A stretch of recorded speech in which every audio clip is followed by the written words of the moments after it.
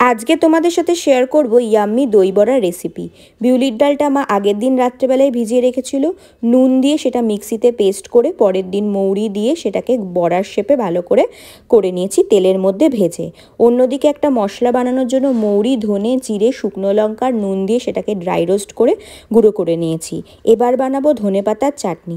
শুধু ধনেপাতা আর লঙ্কা আর আদা আর একটু দিয়েছি পাতিলেবু।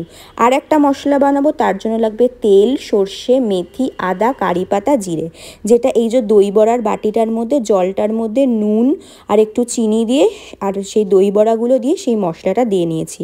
এবার দইয়ের মধ্যে দিয়েছি একটু নুন, জিরে গুঁড়ো, তারপরে চাট মশলা, বরফ দিয়ে যেই জলটা রেডি করেছিলাম দই বড়া সেখান থেকে চিপে চিপে নিয়েছি। এবার ভালো করে দইটাকে লাগিয়ে নিয়েছি।